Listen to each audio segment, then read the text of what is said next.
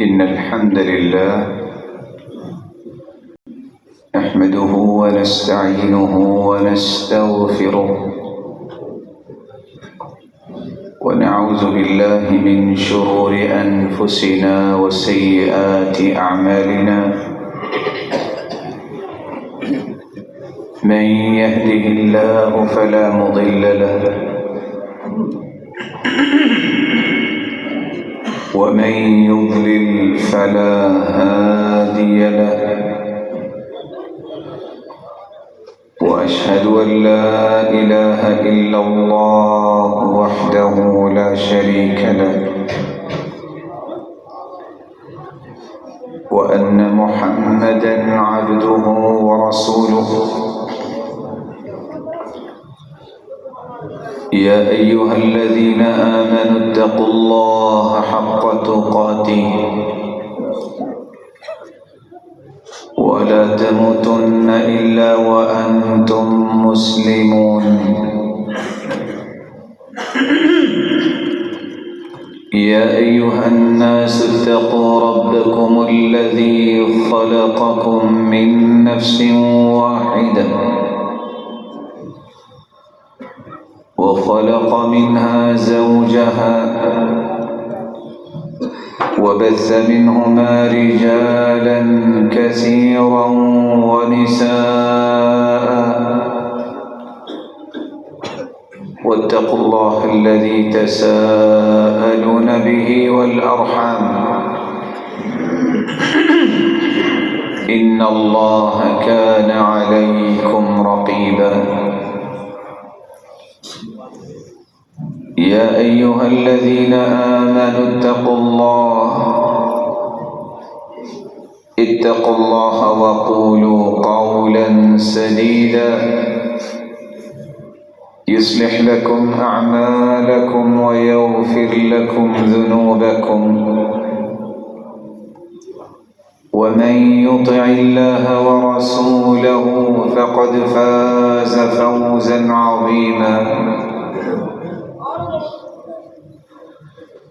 أما بعد فأعوذ بالله من الشيطان الرجيم وليستعفف الذين لا يجدون نكاحا حتى يغنيهم الله من فضله وقال الحق سبحانه وتعالى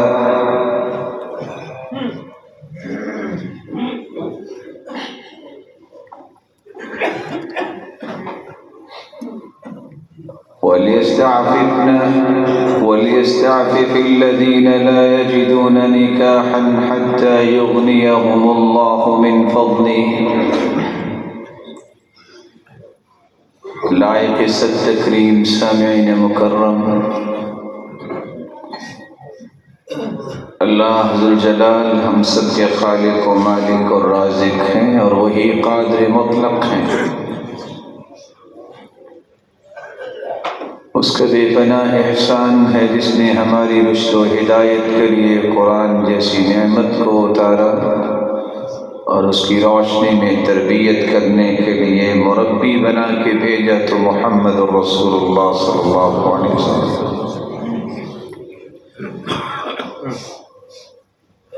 جن ہستیوں نے اس مبارک ہستی کا ساتھ دیا ان کے ایمان کو رب تعالیٰ نے رہتی دنیا تک میزان اور مقیاس قرار دے دی۔ فَإِنْ آمَنُوا بِمِثْلِ مَا آمَنْتُمْ بِهِ فَقَدِ اهْتَدَوْا، اور خبر یہ دی کہ اگر تمہارا ایمان صحابہ جیسا ہوگا تو کنسیڈر ہوگا۔ اتنا بلند مقام جو ان ہستیوں صحابہ کرام کو ملا، اس کا راز کیا تھا؟ وہ کون سے اصول و ضوابط تھے جن کی روشنی میں ان کی تربیت کی گئی؟ ان اصول و ضوابط میں سے ایک اصول صحابہ کرام کے پاس یہ تھا، ان کے اندر عفت اور پاک دامنی یہ رسول اللہ صلی اللہ علیہ وسلم کی سکھائی ہوئی، سمجھائی ہوئی تزکیہ اور تربیت کی ایک عمدہ مثال موجود ہے۔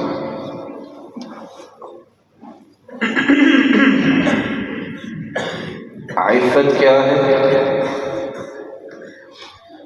اس کی کون سی اقسام ہیں اور اس کی عظمت اسلام نے کیا بیان کی ہے؟ اور عفت کو پارا پارا کرنے والی کون سی چیزیں اس وقت میدان عمل میں ہیں اور اس کی حفاظت کیسے کی جا سکتی؟ یہی چند نکات آج کی گفتگو کا محور و مرکز ہوں گے۔ عربی زبان میں العفہ پاک دامنی اور پارسائی کو کہتے ہیں۔ وہ خواہشات جو انسان کو اللہ کی نافرمانی کی طرف دھکیل سکتی ہیں، ان خواہشات کو کنٹرول کرنے کا جذبہ، یہ عفت و پاک دامنی ہے۔ امام نووی رحمۃ اللہ علیہ اس لیے فرمایا کرتے تھے، العفہ التنزه عما لا يباح والکف عنہ، پاک دامنی یہ ہے، عفت یہ ہے جس چیز کو شریعت نے جائز قرار نہیں دیا اس کی طرف دیکھنا بھی اپنی آنکھوں کی توہین سمجھنا اور اس سے ہمیشہ رکے رہنا۔ امام سیوطی رحمۃ اللہ علیہ کہا کرتے تھے العفۃ التحرز عن تناول المشتهيات المخالفة للشرع والمروءة۔ عفت اور پاک دامنی یہ ہے ہر وہ اٹھنے والی خواہش جو انسان کے دل و دماغ سے اٹھتی ہے، جو شریعت کے مخالف ہو اور انسانی شخصیت کو پارا پارا کر دینے والی ہو، مروت کے بھی مخالف ہو، اس سے بچ جانا یہ پاک دامنی ہے اور یہی عفت ہے۔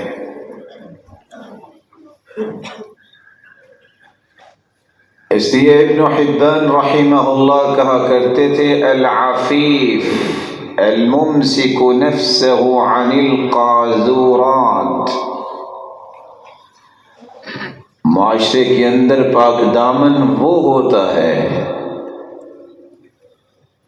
جو ہر قسم کی علائشوں سے اپنے آپ کو پاک رکھتا ہے، اپنے نفس کو روک کے رکھتا ہے۔ عفت، پاک دامنی اور پارسائی کی بنیادی طور پر 3 قسمیں ہیں۔ العفہ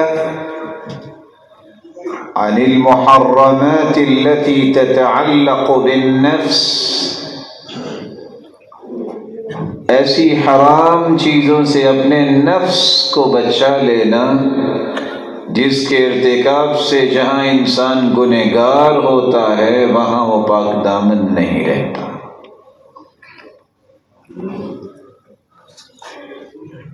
محرمات میں سے اکل الحرام، حرام مال کے قریب نہ جائے، یہ پاک دامن۔ الزنا، بدکاری کے قریب نہ جائے۔ السرقہ، چوری کے بارے میں سوچ نہ بنائے۔ الخداع، دھوکے باز مومن نہیں ہوتا، کسی کو دھوکہ دینے کی ناکام کوشش نہ کرے۔ الخیانہ، خیانت کرنے کی سوچ نہ بنائے۔ البغی، بغاوت کے جذبات اس کے دل میں نہ ہوں، یہ پاک دامن انسان ہے۔ کسی کی غیبت نہ کرے کیونکہ حرام ہے غیبت کرنا، کسی کی چغلی نہ کرے، کسی پر جھوٹا الزام نہ لگائے۔ من قال فی مسلم ما لیس فیہ اسکنہ اللہ ردغۃ الخبال، جو کسی مسلمان کے بارے میں ایسی بات کہہ دیتا ہے جو اس کے اندر ہے نہیں، اس کہنے کی وجہ سے اسے قیامت کے دن جہنم میں جہنمیوں کی پیپ میں رکھا جائے، حتی یخرج مما قال، اس وقت تک جہنم میں ہی رہے گا جب تک اس بات کو ثابت نہیں کرے گا۔ اور حدیث اس لیے کہتی ہے وَلَيْسَ بِخَارِجٍ، جو الزام لگانے والا ہے وہ نکل ہی نہیں پائے گا کیونکہ ثابت نہیں کر سکے۔ عفت، پاک دامنی اور پارسائی کی دوسری قسم العفہ عن المحرمات التي تتعلق بالغیر، اپنے نفس کو بھی بچانا محرمات سے، دوسروں کو بھی محرمات سے بچانا۔ آپ کسی کا مال ہتھیانا چاہیں گے، کسی کو ساتھ میں لائیں گے، اس کو بھی علائشوں کے ساتھ ملطخ کریں گے، خود تو بگڑے ہی بگڑے، دوسرے کو بھی بگاڑیں گے۔ ناجائز فیصلہ لینے کے لیے آپ رشوت دیں گے، خود تو بگڑے ہیں، دوسرے کے ایمان کو بھی بگاڑیں گے۔ ناحق چیزوں کو حاصل کرنے کے لیے رشوت دیں گے، خود تو بگڑے ہیں، دوسرے کو بھی اس بگاڑ کا شکار کریں گے۔ القتل، آپ کسی کو قتل کریں گے، جہاں یہ آپ کا اپنا عمل ہے وہاں ایک نہیں دسیوں لوگ آپ کے اس عمل شنیع کی وجہ سے بگاڑ کا شکار ہو جائیں۔ عفت اور پاک دامنی کی تیسری قسم، العفہ عما یباح فی الشریعہ، کچھ چیزیں شریعت میں جائز ہوتی ہیں لیکن اعلیٰ مرتبے والا جو پاک دامن ہے اس سے بھی گریز کرتا ہے۔ جب ایک انسان کے پاس کچھ بھی نہیں ہے تو وہ کسی سے سوال کر سکتا ہے کہ مجھے چیز دو، کیونکہ 3 چیزوں میں سوال کرنا جائز ہے، لیکن پھر بھی اس کے اندر اس قدر پاک دامنی ہے کہ وہ کہتا نہیں، میں نے رب کے سوا اپنی ذات کے لیے کسی سے بھی طلب نہیں کرنا۔ یہاں یہ فرق کرنا ضروری ہے، ذات کے لیے سوال کرنا، ایک ہے دین کے لیے سوال کرنا، دین کے لیے کوشش کرنا، کسی کو کہنا، یہ شریعت کا تقاضا بھی ہے، اور خود رسول اللہ صلی اللہ علیہ وسلم اپنی قمیض کے دامن میں درم و دینار ڈالتے اور انہیں اچھال کے بتاتے، آؤ کسی نے جنت لینی ہے تو صدقہ کرو۔ صحابی کہتے ہیں میں درم و دیناروں کی میں وہ سرخی دے رکھ رہا تھا جو اچھل رہے تھے۔ ذات کے لیے ضرورت بھی ہے، سوال نہیں کرتا، یہی تعفف ہے، یہی عفت۔ لا يكون المؤمن التام العفة حتى يكون عفيف اللسان والعين والأذن والقلب والجوارح۔ اگر کسی نے کامل پاک دامن دیکھنا ہے، ایسا پاک دامن، ایسا پارسا، ایسا عفت کی حفاظت کرنے والا کہ اس کی پاک دامنی مکمل ہے، تو 5 رویوں میں وہ پاک دامن نظر آئے گا۔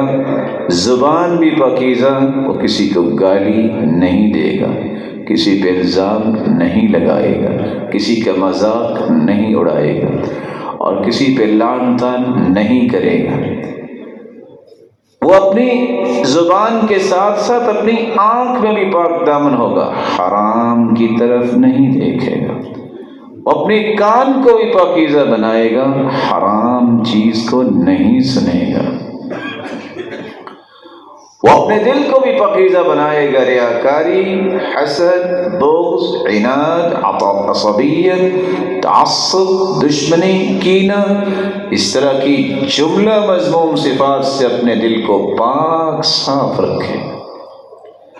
جوارح، 5ویں چیز، اس کے ہاتھ کسی پہ ظلم نہیں کرتے، اس کے قدم کسی برائی کی طرف اٹھنے سے شرماتے ہیں۔ یہ ہے عفیف، وہ پاک دامن جو مکمل پاک دامن۔ شریعت نے اس کی 3 شکلیں پیش کی۔ رسول اللہ صلی اللہ علیہ وسلم کے پاس صحابی آئے، سہل بن سعد رضی اللہ تعالی عنہ، کہتے ہیں یا رسول اللہ صلی اللہ علیہ وسلم علمنی ما يدخلني الجنة ويباعدني من النار۔ اچھا وہ عمل بتائیے جہنم سے دور ہو جاؤ، جنت کے اندر داخل ہو جاؤ۔ آپ صلی اللہ علیہ وآلہ وسلم نے ابھی کچھ بتایا، ساتھ وہ کہتے ہیں احبنی الناس واحبنی اللہ۔ اچھا یہ بھی بتائیے گا کہ میں اللہ کا محبوب کیسے بنوں گا اور لوگوں کا محبوب کیسے بنوں گا؟ آپ نے فرمایا ازہد فی الدنیا یحبک اللہ، زندگی زاہد بن کے گزار تو اللہ کا محبوب بن جائے گا۔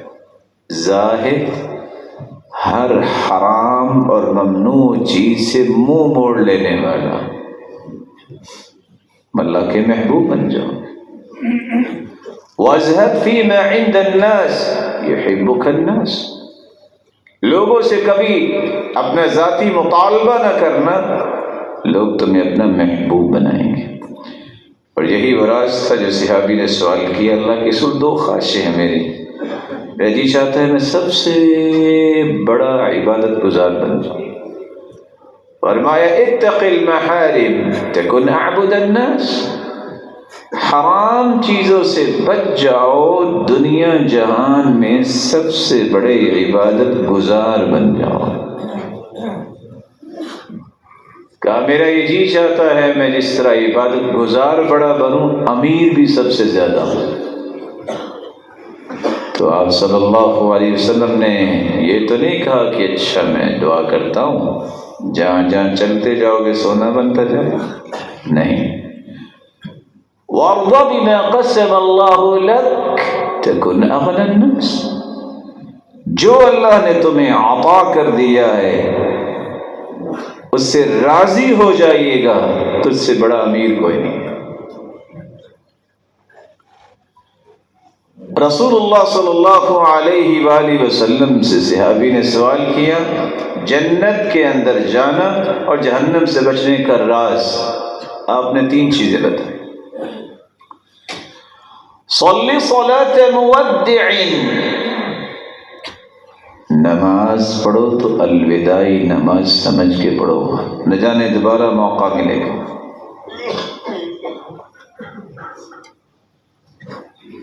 وَإِيَّاكَ وَمَا تَعْتَذِرُ مِنْهُ، ایسی بات کرتے ہی کیوں ہو جس کی بعد میں معذرت کرنی پڑے، ایسی کلام سے بچو۔ وَاجْمَعِ الْإِيَاسَ مِمَّا فِي أَيْدِ النَّاسِ، دماغ میں ایک بات پختہ کر لو، میں نے جب بھی اپنی خواہشات کا رخ کرنا ہے تو اللہ کی طرف کرنا ہے، لوگوں سے ساری زندگی مایوس ہو۔ ثوبان رضی اللہ تعالی عنہ روایت کرتے ہیں رسول اللہ صلی اللہ علیہ وسلم نے اسے فرمایا من تکفل ان لا يسأل الناس اتکفل له بالجنہ، کوئی ہے جو ضمانت دے دے، گارنٹی دے مجھے کہ وہ زندگی میں کبھی اپنی ذات کے بارے میں سوال نہیں کرے گا، میں ضمانت دیتا ہوں قیامت کو یہ جنت میں داخل ہو جائے۔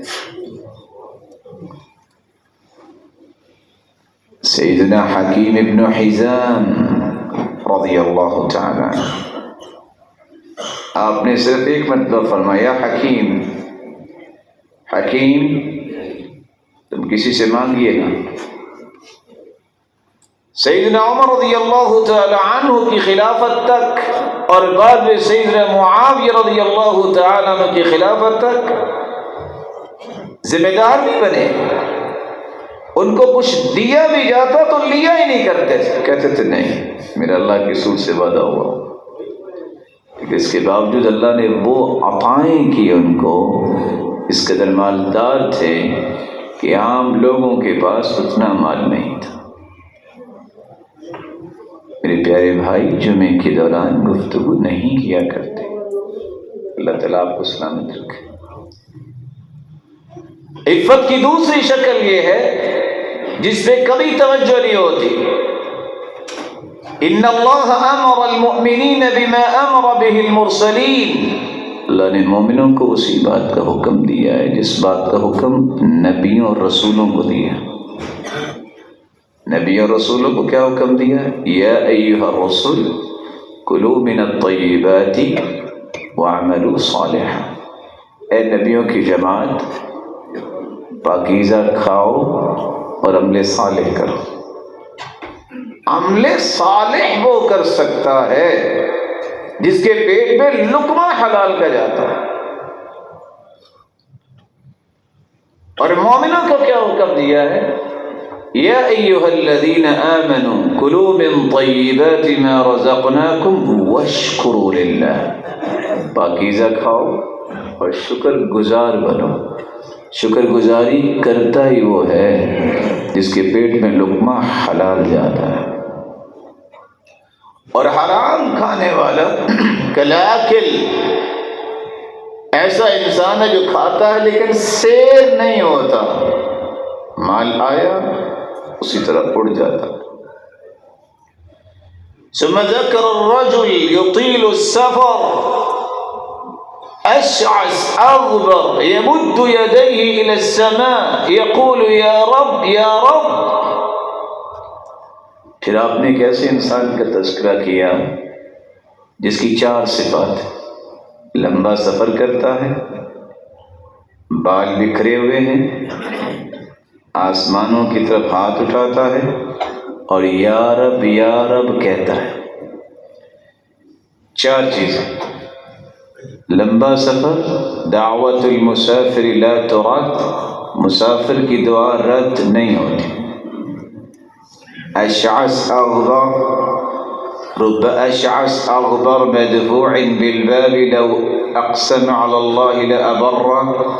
کچھ لوگ اتنے سادہ ہوتے ہیں، ان کے بال بکھرے ہوتے ہیں، وہ دعا کرتے ہیں، اللہ پہ قسم ڈال دیں تو اللہ ان کی قسم کو پورا کر دے۔ تیسری بات، ہاتھوں کو آسمان کی طرف اٹھاتا ہے۔ حدیث کے الفاظ ہیں: ان ربکم حیی کریم یستحی من عبده اذا رفع یدیہ الیہ ان یردہما صفرا خائبتین۔ گناہ کر کے جب ہاتھ انسان اٹھاتا ہے، حیا رب کو آتی ہے کہ میں اپنے بندے کے ہاتھوں کو خالی واپس لوٹا دوں۔ چوتھی بات، یا رب کہتا ہے۔ حدیث میں آتا ہے جو 2 رکعتیں پڑھ لے اچھے وضو کے ساتھ، دعا کرے یا رب مجھے معاف کر دے، اللہ فرشتوں سے کہتے ہیں دیکھ رہے ہو، علم عبدی ان لہ ربا یغفر الذنوب، آج میرے بندے کو پتہ چل گیا ہے کہ اس کا کوئی رب ہے جو معاف کر سکتا ہے۔ فرشتوں گواہ رہنا، اعمل ما شئت فقد غفر لک، میرے بندے جو بھی تو نے کیا جاؤ تجھے معاف کیا میں نے۔ یہ لمبا سفر کرنے والا، بال بھی بکھرے، آسمانوں کی طرف ہاتھ بھی اٹھاتا ہے، یا رب بھی کہتا ہے، لیکن 4 اس نے کام کیے ہیں۔ مطعمہ حرام، اس کا کھانا بھی حرام کا، مشربہ حرام، اس کا پینا بھی حرام کا، وملبسہ حرام، اس کا لباس بھی حرام کا، وغذی بالحرام، اور اس کی غذا بھی حرام کی۔ فَأَنَّى يُسْتَجَابُ لِذَلِكَ، اللہ کے رسول فرماتے ہیں جس کا کھانا پینا پہننا اور غذا حرام کی ہو، اس کی دعا اللہ کیسے قبول کرے؟ دنیا اور آخرت میں اگر آپ پروازیں کرنا چاہتے ہو تو اس کے لیے 2 مضبوط ونگز لے لیجیے: اکل الحلال، صدق المقال، زبان میں سچائی لے آئیے، اپنا لقمہ حلال کر لیجیے، دنیا میں کبھی آپ کی پرواز میں کوتاہی نہیں آئے گی۔ سیدنا سعد رضی اللہ تعالی عنہ اللہ کے رسول سے سوال کرتے ہیں، مطالبہ کرتے ہیں، ادعو اللہ ان یجعلنی مستجاب الدعوات، اللہ کے رسول دعا کر دینا کہ میں جو بھی دعا کروں قبول ہو جائے۔ آپ نے دعا تو نہیں کی، دوا بتا دی۔ دعا تو ان کے لیے ہوتی، دوا پوری دنیا کو بتا دی۔ فرمایا اطب مطعمک تکن مستجاب الدعوات، کھانا تم حلال کر لو، اپنا جو بولو گے قبول ہو جائے گی۔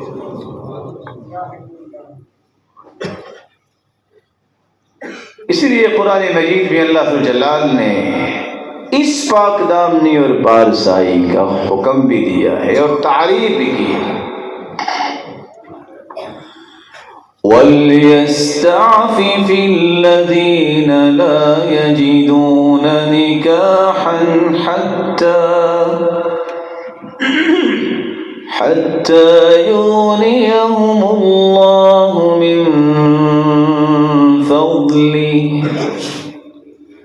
جس کے پاس طاقت نہیں ہے کہ وہ نکاح کر لے، اسے پاک دامن تو رہنا چاہیے. جب تک کسی اللہ اپنے فضل سے نواز نہیں دیتا، اس کے پاس مال نہیں ہے تو اللہ اسے پاک دامن بنا رہے، مال عطا کر دیں. شادی نہیں ہوئی، پاک دامنی کو ڈیمیج نہ کرے، اللہ ذوالجلال شادی بھی کریں. کیونکہ رسول اللہ صلی اللہ علیہ وسلم نے فرمایا ثلاثۃ حق علی اللہ عونہم، 3 لوگوں کی مدد کرنا اللہ نے حق لکھ دیا ہے. المجاہد فی سبیل اللہ، جو اللہ کی راہ میں جہاد کرتا ہے، اعلاء کلمت اللہ کے لیے، اللہ اس کی مدد ضرور کرتا ہے. والمکاتب الذی یرید الاداء، اور وہ غلام مکاتب جس نے کسی کے ساتھ کتابت کی ہے کہ اتنا مال دے کے میں آزاد ہو جاؤں گا، اگر وہ آزاد ہونا چاہتے تو اللہ اس کی مدد ضرور کریں گے. والناکح الذی یرید العفاف، جو نکاح اس نیت سے کرنا چاہتا ہے کہ میری پاک دامنی اور پارسائی محفوظ رہے، اللہ اس کی مدد ضرور کرے. پاک دامن رہو جب تک کہ اللہ آپ کو غنی نہ کر دے، اس کو ڈیمیج نہ کرو. اللہ کے وعدے ہیں کہ اللہ تمہیں مستغنی کریں گے.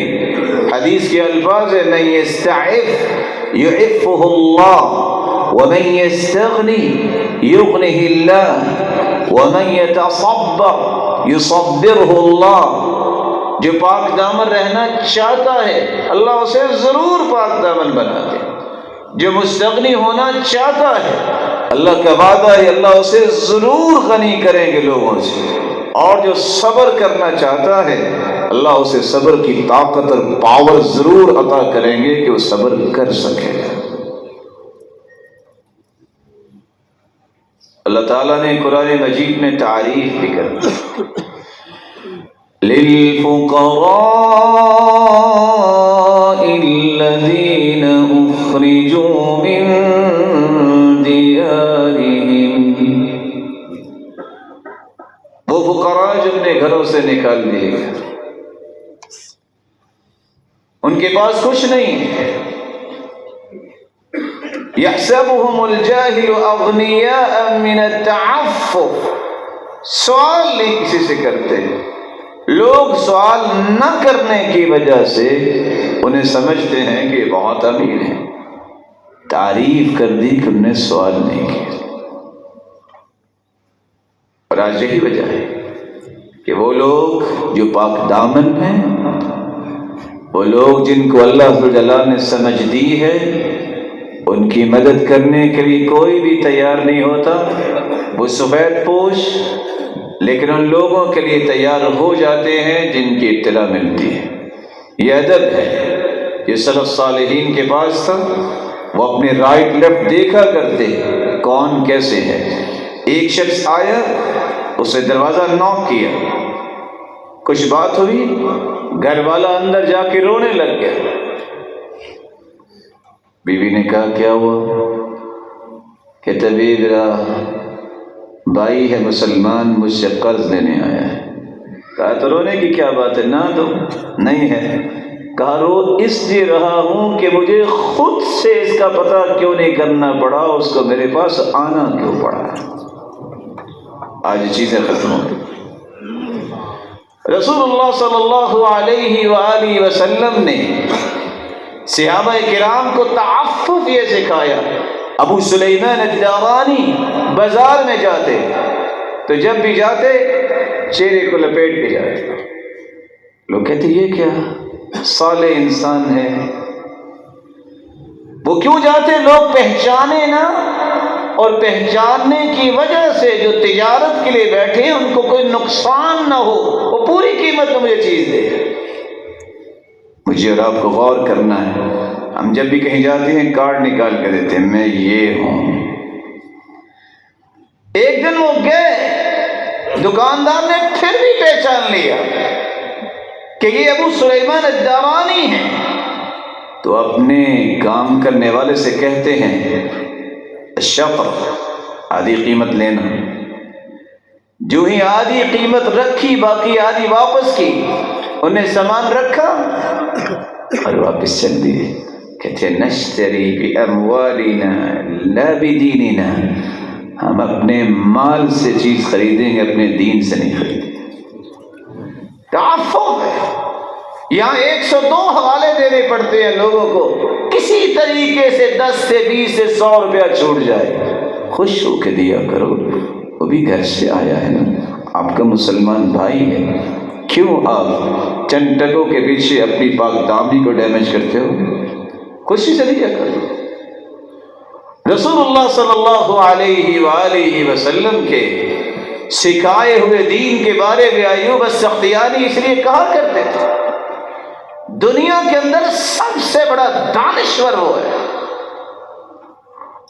جس کے اندر 2 صفتیں، لا ينبل الرجل حتى يكون فيه خصلتان، اس وقت تک کوئی دانشور، کوئی عقل و فراست والا نہیں بن سکتا جب تک 2 صفتیں نہ اس کے اندر آ جائیں۔ العفة عن اموال الناس، ایک پاک دامنی کہ لوگوں کے مال پہ اس کی نظر نہ ہو، اور دوسرا والتجاهل عما يكون منهم، دنیا گالیاں دے، باتیں کرے، الزام لگائے، کچھ بھی کرے، اسے پرواہ نہ ہو۔ محترم بھائی کو تھوڑا سا وقت دیجیے، اس کو جگہ دیجیے، اور حکم یہ ہے اذا نعس احدكم فلیتحول من مجلسه ذلك الى غیره، جب کسی محترم بھائی کو اونگ آ رہی ہو تو حدیث یہ کہتی ہے اپنی جگہ سے دوسری جگہ آ جائے۔ جگہ تبدیل کرنے سے سنت پہ عمل بھی ہو جائے گا اور انسان کی اونگ اور اس طرح کے معاملات بھی حل ہو جاتے ہیں۔ اور دوسری گزارش یہ ہے کہ جو میرے محترم بھائی اس طرح گھٹنوں کو پکڑ کے بیٹھتے ہیں، میرے معزز اور پیارے بھائی، اس طرح بیٹھنا جائز نہیں، کیونکہ حدیث میں آتا ہے نہا رسول اللہ صلی اللہ علیہ وسلم عن الحبوة والامام یخطب، جب امام خطبہ دے رہا ہو تو پھر اپنے گھٹنوں کو تھام کے نہیں بیٹھا کرتے۔ سلامت رہیں آپ سب عزت کے ساتھ۔ پاک دامنی جو ہے یہ وہ راز ہے جس سے انسان کی شخصیت کمال تک پہنچتی ہے۔ سیدنا علی رضی اللہ تعالیٰ عنہ کے بیٹے محمد بن الحنفیہ فرماتے ہیں الکمال فی 3، کسی نے کمال حاصل کرنا ہے تو 3 چیزیں لے، العفة عن الاموال، اس کے اندر مال کا طمع اور لالچ نہ ہو، والصبر علی النوازل، کوئی بڑی سے بڑی مصیبت آ جائے اس کے اندر برداشت کرنے کی صلاحیت ہو، ٹالریٹ کرنا جانتے۔ وحسن التدبیر فی المعیشہ، وہ مال کو تجارت کرتے وقت ضائع نہ کرے، تدبیر کرے، اچھے سے یوٹیلائز کرے، عقل و سمجھ کے ساتھ مال کو خرچ کرے، مال ضائع نہ کرے، یہ شخص کمال کی صفت حاصل کر سکتا ہے۔ اور انسان کی زندگی کی بلندی 4 چیزوں میں ہے۔ سری روایت کرتے ہیں العلم والادب والعفت والامانہ، جس کے پاس علم بھی ہو، زندگی گزارنے کا ادب بھی ہو، امانت دار بھی ہو، پاک دامن بھی ہو، اس کی بلندی کو کوئی چھو ہی نہیں سکتا۔ رسول اللہ صلی اللہ علیہ وآلہ وسلم نے اس لیے تو خوشخبری دی تھی والناکح الذی یرید العفا اللہ نے حق رکھا ہے کہ اس کی مدد ضرور کریں گے جو پاک دامنی کے لیے نکاح کرنا چاہتا ہے۔ رسول اکرم صلی اللہ علیہ وآلہ وسلم کے صحابہ تو اس سے بھی اگلے درجے کے ایمان والے تھے۔ سیدنا عمر کہتے ہیں انی اتزوج امرأة، میں بسا اوقات شادی کرتا ہوں وما لی حاجہ، میری کوئی ضرورت نہیں ہوتی، میں صرف ایک بات کو دیکھتا ہوں، قیامت کا دن ہو، سارے نبیوں کی امت آئے، اللہ کے رسول کی امت زیادہ ہو اور امت زیادہ کرنے کا سبب میں بنوں اور میری وجہ سے اللہ کے رسول پوری کائنات پہ فخر کرنے والے۔ رسول اللہ صلی اللہ علیہ وآلہ وسلم نے اس لیے تو فرمایا تھا، یہ پاک دامنی جس کو اللہ ذوالجلال نصیب فرما دے، اللہ ذوالجلال اس آنکھ کو آگ نہیں لگائیں گے۔ تین ایسی آنکھیں ہیں کہ ان کو آگ نہیں لگے، عین بکت من خشیت اللہ، وہ آنکھ جو اللہ کے خوف سے بہہ پڑتی ہے، وعین باتت تحرس فی سبیل اللہ، دوسری آنکھ جو اللہ کی راہ میں پہرا دے کر رات گزارتی ہے، آرام نہیں کرتی، وعین غضت عن محارم اللہ، اور تیسری وہ آنکھ جو اللہ کی حرام کردہ چیزوں کو دیکھنے سے گریز کرتی ہے۔ رسول اللہ صلی اللہ علیہ وسلم نے یہ بھی فرمایا، کسی نے عرش کا سایہ لینا ہے تو اسے یہی عفت اور پاک دامنی اختیار کرنا ہوگا۔ سبعۃ یظلھم اللہ فی ظلہ یوم لا ظل الا ظلہ، قیامت کے دن 7 لوگوں کو عرش کا سایہ ملے گا، اس دن کوئی سایہ نہیں ہوگا، ان 7 میں سے ایک وہ ہے، وہ شخص دعته امرأة ذات منصب وجمال فقال انی اخاف اللہ،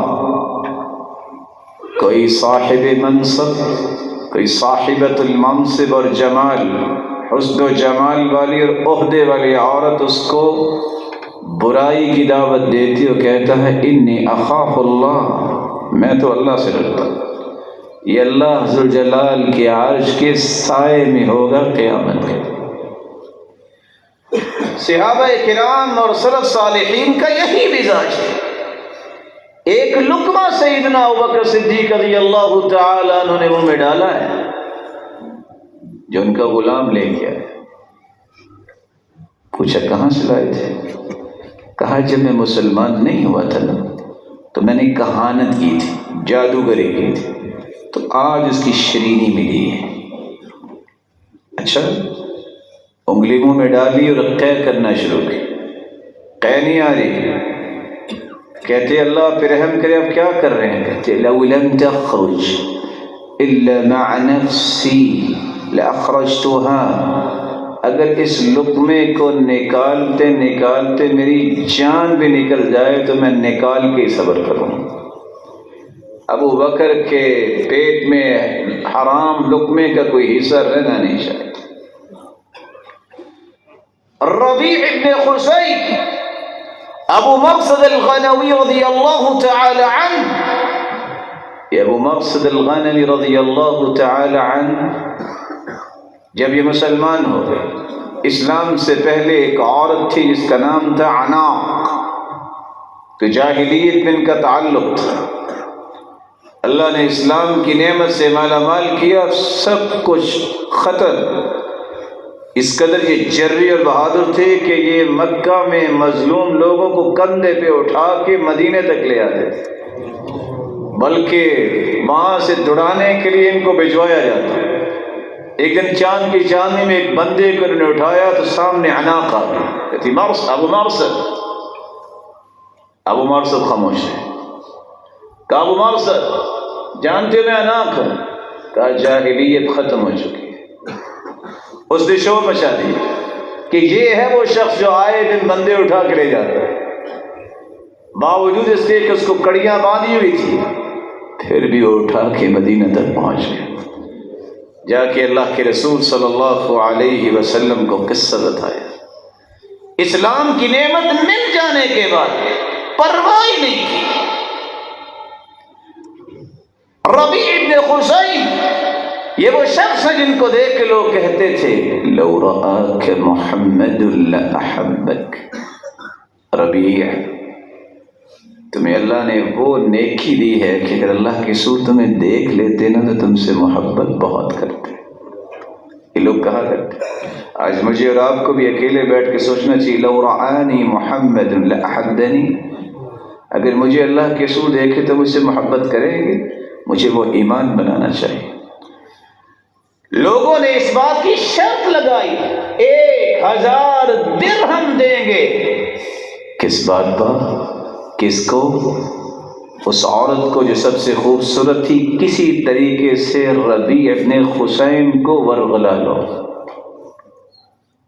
وہ عورت گئی، کہتی لی الیک حاجہ، میری ضرورت ہے۔ کہا بتائیے۔ فکشفت سترہا، اس نے اپنا پردہ اٹھایا۔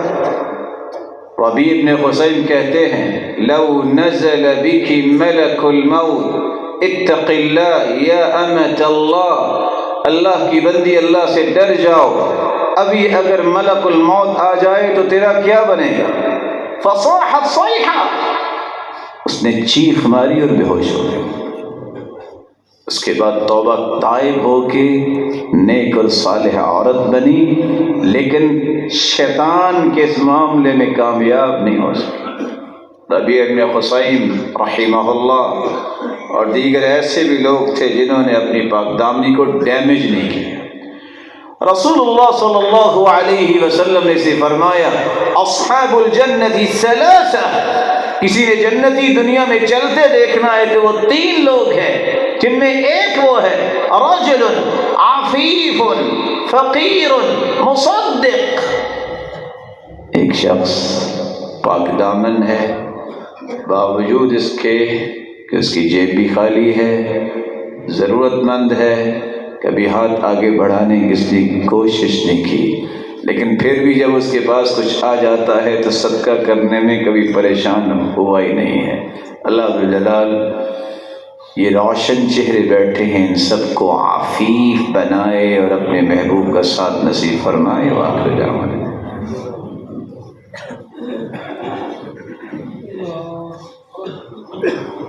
الحمد لله على إحسانه والشكر له على توفيقه وامتنانه، أما بعد فأعوذ بالله من الشيطان فإنه عدو للإنسان۔ اللہ کے رسول نے دین کی دعوت کا آغاز کیا جب ہرقل کے پاس ابو سفیان رضی اللہ تعالی عنہ اس وقت پہنچے، ابھی مسلمان نہیں ہوئے تھے، تو اس نے کہا تم شکایت لے کے آئے ہو ایک شخص کی کہ اس نے ہمارے رشتہ داروں میں بڑا تفرقہ ڈال دیا ہے۔ اچھا وہ حکم کس بات کا دیتا ہے؟ یعنی اللہ کے رسول۔ تو ابو سفیان نے 5 صفات گنوائی تھی۔ امرنا بالصلاة والصدق والعفاف والوفاء بالعهد والامانہ۔ وہ مکے میں جس نے نبوت کا دعویٰ کیا ہے، جو اللہ کے سچے نبی ہیں، وہ ہمیں کہتا ہے نماز پڑھیں، سچ بولے، پاک دامن بن جائے، وعدے پورے کرے اور امانت دار بن جائے۔ ہرقل مسلمان نہیں تھا اس وقت، وہ کہنے لگا اگر یہی کہتا ہے تو پھر یہ نبی کی صفتیں ہیں۔ پاک دامنی یہ انبیاء علیہم السلام کے صفات میں سے ایک صفت ہے۔ رسول اللہ صلی اللہ علیہ وآلہ وسلم کی اس صفت کی گواہی اللہ کے رسول نے خود بھی دی اور دشمنوں نے بھی دی۔ کان اشد حیاء من العذراء فی غدرها، آپ کے اندر اتنی حیا تھی کہ دنیا کی کسی کمواری عورت کو بھی اللہ نے حیا نہیں دی۔ انسان کی عزت کی پاک دامنی، انسان کے دین کی پاک دامنی، انسان کی دنیا کی پاک دامنی، ان تینوں کو ہمیشہ فوکس رکھیے۔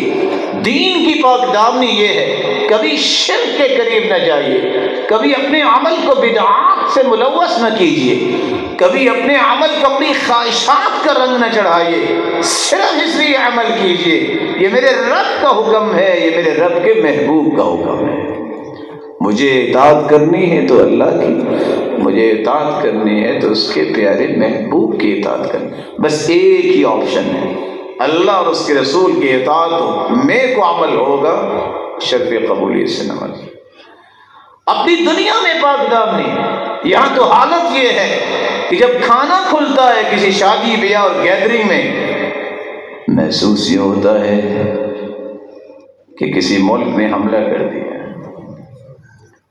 اور دوڑنے والے یہ بتا رہے ہوتے ہیں زندگی کا آخری کھانا ہے، کوشش کر لو، نہ جانے دوبارہ موقع ملے کہ نہ ملے۔ عفیف لوگ ایسا نہیں کرتے، اب سکون سے بیٹھے، جو تمہاری قسمت میں ملے گا کیا؟ تم سکون سے بیٹھو، لوگ تمہیں لا کے دیں گے، تم نہ بھی لا کے دیں وہ آپ سے کہیں گے میں آپ کے ساتھ چلوں، جو اللہ نے لکھا ہے وہ ملے گا۔ یہ کیسا پاک دامن ہے انسان کہ جو چند لقموں پہ اپنے آپ کو بیچ دیتا ہے، اس کی پارسائی کہاں ہے؟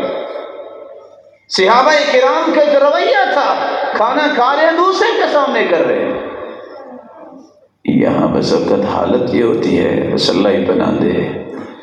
اور اس لیے شاید کہ کسی نے یہ حدیث سنی ہو، عبداللہ ابن عمر رضی اللہ تعالی عنہ کے پاس مہمان آئے، ان کے ساتھ ایک اور بھی آیا جو کھائی جا رہا ہے اور کھائی جا رہا اور کھائی جا رہا ہے، کہا دوبارہ اس کو اپنے ساتھ نہ لانا۔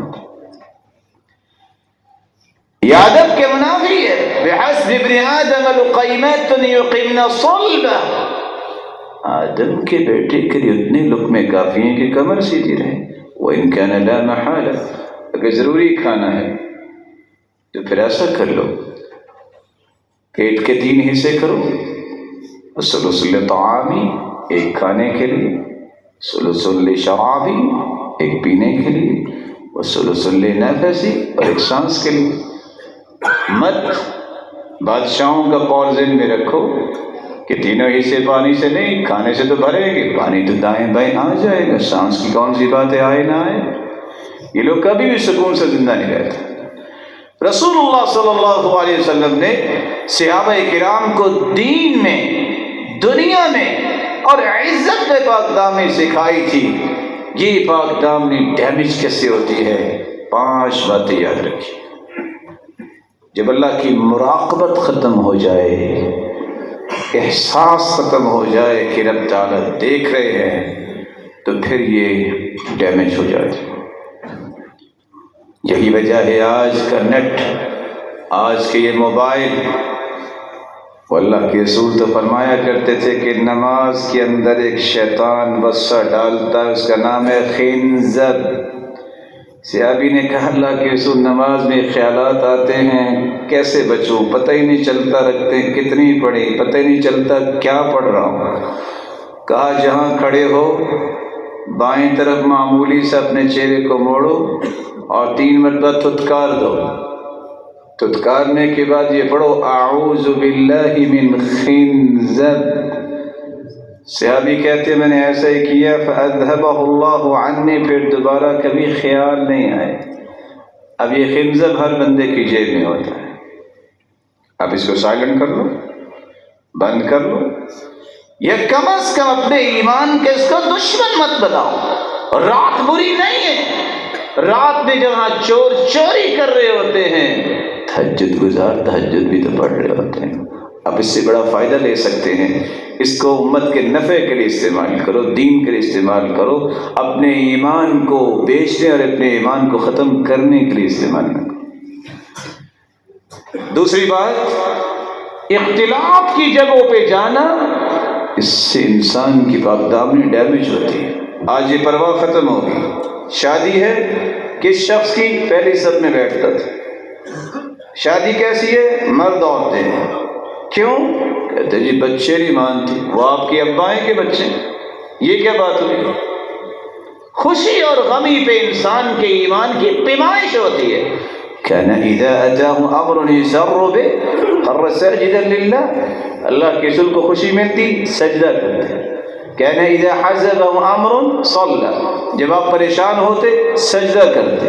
خوشی اور غمی میں کس کے سامنے جھکتے؟ اللہ کے سامنے. اولادوں کے سامنے ہاتھ بھی باندھتے تھے کہ بیٹا بس کرو، لوگ کیا کہیں گے. لوگ نہیں، اللہ کے سامنے پیش ہونا ہے، اپنی خوشی اور غمی کو دین کے تابع کیا جائے. ایک تیسری بات جس سے انسان کی پاک دامنی ڈیمیج ہوتی ہے، جب کسی کو یہ شوق مل جائے گانا سننے کا.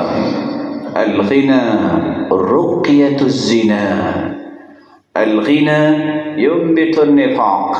عبداللہ ابن مسعود رضی اللہ تعالیٰ عنہ کہا کرتے تھے گانے سے انسان منافق بنتا ہے، دل میں نفاق پیدا کرتا ہے.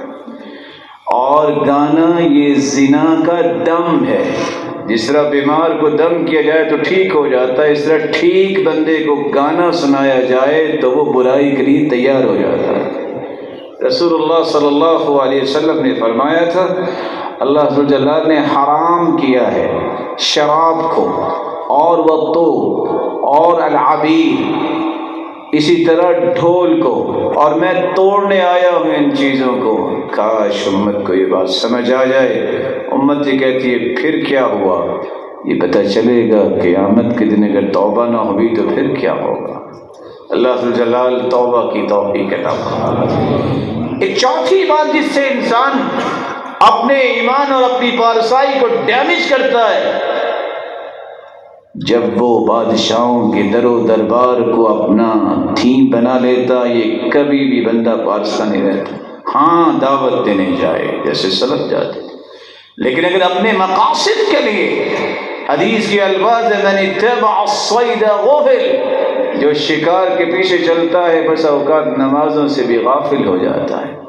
ومن اتى ابواب السلاطین فقد افتتن، جو بادشاہوں کے در و دربار پہ جاتا ہے اس میں خوشی محسوس کرتا ہے. خوشی اس کو محسوس ہونی چاہیے میں نے دین کی بات کی ہے، میں نے دین کی دعوت دینے جانا ہے. اپنے مقاصد کے جاتا ہے، یہ کبھی فتنے سے نہیں بچ سکتا.